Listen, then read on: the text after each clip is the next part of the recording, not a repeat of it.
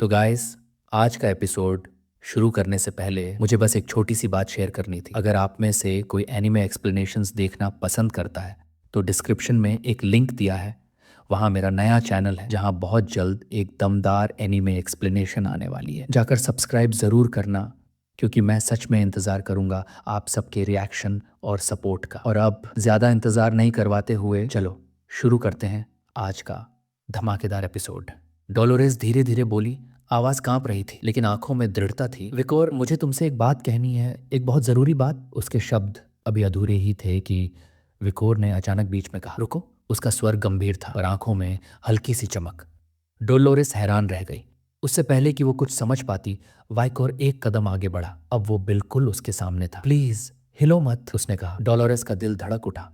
वो जम सी गई। इतना पास क्यों आ गया? मैंने तो अभी कुछ कहा भी नहीं। विकोर ने धीरे से हाथ उठाया और उसके सिर पर हल्का सा स्पर्श किया। डोलोरेस ने आंखें बंद कर ली। गाल लाल हो चुके थे। वो सोच रही थी क्या ये वो पल है। पर तभी विकोर का हाथ धीरे धीरे ऊपर उठा और उसके बालों से कुछ निकाला। उसकी उंगलियों में चमकती थी डेकराबिया पेंडेंट और उसके साथ चिपका हुआ छोटा सा कांपता हुआ मकड़ी। दोनों जैसे अपराधी पकड़े गए हों, डर से पसीने में भीगे हुए। विकर की आंखें ठंडी हो गईं। चेहरे पर एक घना अंधेरा उतर आया। तुम दोनों यहाँ क्या कर रहे थे? उसने मन ही मन कहा। उसकी नजरों में ऐसा गुस्सा था कि डेकराबिया और वो छोटा स्पाइडर दोनों सिहर उठे। वो बेचारे कांपते हुए बोले, हम तो बस घूम रहे थे, साइट सीनिंग कर रहे थे। ये सब डेकराबिया की गलती है। विकोर का जबड़ा कस गया। कमरे में पहुंचकर देखता हूं तुम्हें, उसने मन ही मन ठंडी धमकी दी। पर तभी डोलोरेस की हल्की आवाज ने सन्नाटा तोड़ा। विकोर, सब ठीक है ना? विकोर ने फौरन पेंडेंट छिपाया।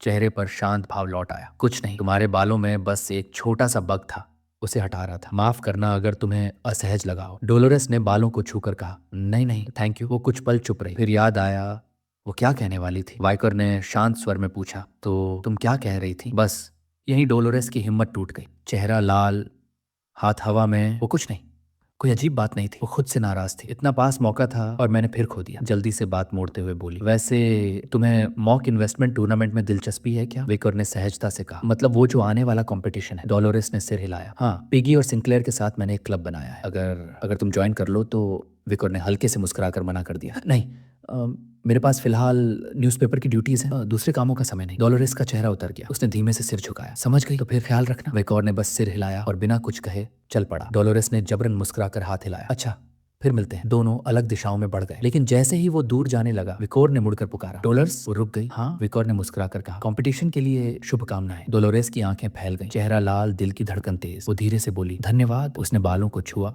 हल्के से मुस्कुराई और पहली बार उसे महसूस हुआ उसने मुझे देखा। 2 हफ्ते बाद भव्य हॉल में सोने के सिक्कों के पहाड़ लगे थे। पिगी, सिंक्लेयर और डोलोरेस तीनों बस खड़े रह गए, मुंह खुले के खुले। पिगी की आंखें चमक उठी। इतना सारा पैसा, पहली बार देख रहा हूँ। डोलोरेस, तुमने ये सब किया? डोलोरेस खुद भी हैरान। नाइट हाउंड का तरीका इतना काम करेगा मैंने सोचा भी नहीं था। 2 हफ्ते पहले वो पल जब नाइट हाउंड ने उसे अपनी योजना बताई थी। वो अंधेरे कमरे में बैठी थी और सामने काले लबादे में लिपटा हुआ नाइट हाउंड। ध्यान से सुनो डोलोरेस, उसने कहा, हमारे पास सिर्फ एक मौका है और इसे पूरा करने के लिए हमें खेल खेलना होगा दिमाग से। डोलोरेस ने सिर झुकाया। उसका दिल तेजी से धड़क रहा था। नाइट हाउंड ने कागज पर कुछ लिखा, फिर समझाना शुरू किया। पहला कदम, उसने कहा, हमें 960 निवेशक ढूंढने, वो जो लालच में अंधे हो। फिर उन्हें 2 हिस्सों में बांटना है। 480 को बताओ कि ये निवेश ऊपर जाएगा और बाकी 480 को बताओ गिरेगा। फिर देखना। उसकी आवाज में अजीब आत्मविश्वास था। जो सटीक निकलेगा वो हमारे साथ रहेगा, जो गलत हुआ वो खुद ही हट जाएगा। डोलोरेस ने हैरानी से उसकी तरफ देखा। तो हम उन्हें झूठे वादे देंगे? नाइट हाउंड हल्के से मुस्कुराया, नहीं, हम उन्हें आशा देंगे और आशा सबसे खतरनाक निवेश है। हर दिन, उसने आगे कहा, हम यही करेंगे, सही समूह रखेंगे, बाकियों को काट देंगे। 5 दिन में 960 से घटकर सिर्फ 30 लोग रह जाएंगे। 30 ऐसे लोग जिन्हें यकीन होगा कि हम अचूक हैं। उसकी लाल आंखें और चमकी। और जब ये लोग दूसरों को बताएंगे कि ओरेकल क्लब की भविष्यवाणियां कभी गलत नहीं हुई, तो हमें किसी को ढूंढना नहीं पड़ेगा। लोग खुद हमारे पास आएंगे, अपना पैसा लेकर, अपनी आस्था लेकर। डोलोरेस धीरे से बोली, लेकिन ये तो पागलपन है। अगर हमने इतनी रकम खो दी तो लोग हमारा सिर ले लेंगे। नाइट हाउंड ने उसकी आंखों में देखा और कहा, अगर कोई हार नहीं सकता तो जीत की कीमत बढ़ जाती है। और जहां तक नुकसान का सवाल है, मैं गारंटी देता हूँ। वो उठा, उसके सामने जाकर झुका। मैं जानता हूँ सिंडी वेंडी मर्चेंट ग्रुप के चीफ को। वो सौदा ऐसा होगा जो इतिहास में दर्ज होगा। डोलोरेस कुछ नहीं बोली, बस उसके शब्दों में जो दृढ़ता थी वो उसके मन में गूंजती रही। वापस वर्तमान में डोलोरेस अब उस कमरे में खड़ी थी जहां सोने के सिक्कों के पहाड़ चमक रहे थे। पिगी और सिंक्लेयर खुशी से उनमें लौट रहे थे, मानो किसी सपने में हो। पिगी हंसते हुए बोला, मैंने जिंदगी में इतना सोना कभी नहीं देखा। डोलोरेस, तुमने क्या कर दिखाया? डोलोरेस ने बस मुस्कुरा दिया, पर उसके भीतर कुछ और चल रहा था। वो जो आदमी है नाइट हाउंड आखिर है कौन? इतनी दूर की सोच, इतनी सटीक योजना, क्या वो इंसान भी है? रात गहरी हो चुकी थी। डोलोरेस अब अपने हल्के नाइट गाउन में चुपचाप छत की खिड़की खोली। चांदनी उसके चेहरे पर पड़ी और सामने वो खड़ा था, नाइट हाउंड। थोड़ा देर हो गई, उसने कहा।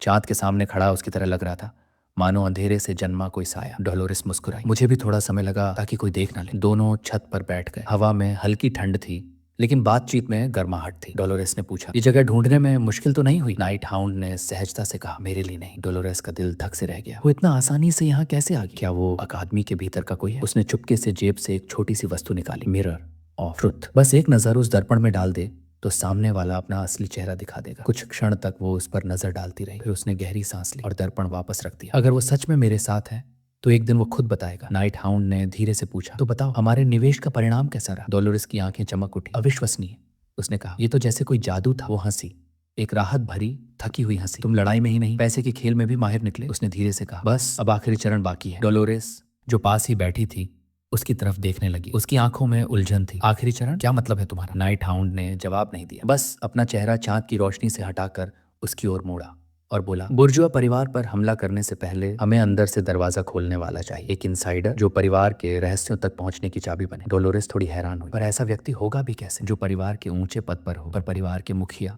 बार्थोलोम्यू के खिलाफ भी। उसकी आवाज में रियलिटी की झलक थी। जो इतना ऊपर हो वो क्यों किसी विद्रोह में साथ देगा? उसे तो सब सुख सुविधा मिली होगी। नाइट हाउंड के चेहरे पर हल्की सी मुस्कान आई। उसने बिना कुछ कहे अपनी जेब से एक पुराना अखबार निकाला। कागज पुराना था, किनारे पीले पड़ चुके थे। पढ़ो इसे, उसने कहा। डोलोरेस ने उत्सुकता से अखबार खोला।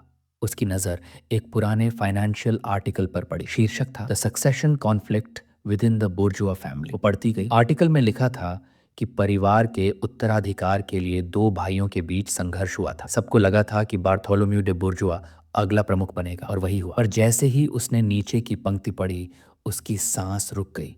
वहां एक और नाम था, डेमियन डी बुर्गेया। नाइट हाउंड की आवाज गूंजी, बार्थोलोम्यू ने जीत तो हासिल की, लेकिन दूसरा स्थान पाने वाला वही है जो अब हमारा रास्ता खोलेगा। डोलोरेस ने हैरानी से पूछा, डेमियन? वही डेमियन जो इंपीरियल मिंट का डायरेक्टर है? नाइट हाउंड ने सिर हिलाया। हाँ, उसके पास इतनी शक्ति है कि अगर वो चाहे तो पूरी मुद्रा व्यवस्था को हिला दे। पर बार्थोलोम्यू के खिलाफ हार के बाद उसे परिवार से दूर कर दिया गया। वो चुप है लेकिन टूटा नहीं, और वही सबसे खतरनाक होता है। डोलोरेस धीरे से बोली, मुझे याद है उसने यूनिवर्सिटी लीग के दूसरे राउंड में बुर्जुआ फैमिली क्वेस्ट की निगरानी की थी, और मुझे नहीं पता था कि वो अपने ही भाई का प्रतिद्वंदी। कुछ पल चुप भी रही, फिर डोलोरेस ने गहरी सांस ली और पूछा, तो अब सवाल ये है, हम उससे मिलेंगे कैसे? नाइट हाउंड की लाल आंखें और गहरी हो गईं। वो खुद नहीं आएगा डोलोरेस, हमें जाना होगा वहां जहां वो खुद को सबसे सुरक्षित समझता है। सीन शिफ्ट होती है। कुछ देर बाद, रात का समय था। शहर का आकाश रंग बिरंगे आतिशबाजी से जगमगा रहा था। हवा में संगीत की गूंज थी, और नीचे सुनहरे झूमरों से सजी एक विशाल बॉलरूम। लाल कालीन पर चलते लोग, महंगे सूट, चमकदार गाउन, हर तरफ हंसी, शोर और वाइन के गिलासों की टकराहट। डोलोरेस दरवाजे पर खड़ी, हल्के नीले रंग के गाउन में, उसके गले में एक गुलाब का चोकर और बाल खूबसूरती से बंधे। उसने गहरी सांस ली, भीड़ की ओर देखा और बुदबुदाई, तो यही है वो जगह जहां आज से खेल शुरू होगा। उसकी उंगलियां कांप रही थी, क्योंकि ये महज एक पार्टी नहीं थी, ये बुर्जुआ फैमिली का ग्रैंड सेलिब्रेशन था। वो जानती थी यहाँ हर मुस्कुराता चेहरा किसी न किसी सौदे का हिस्सा है, हर हंसी के पीछे कोई रहस्य छिपा है। वो सुनहरी रेलिंग के पास खड़ी हुई, चमकते गिलासों, संगीत और नकली हंसी के बीच वो हल्की सी लाल पड़ गई, थोड़ा घबराई हुई सी लग रही थी। चारों ओर की चहल पहल को देखते हुए उसने महसूस किया वो वाकई पार्टी में पहुंच चुकी है।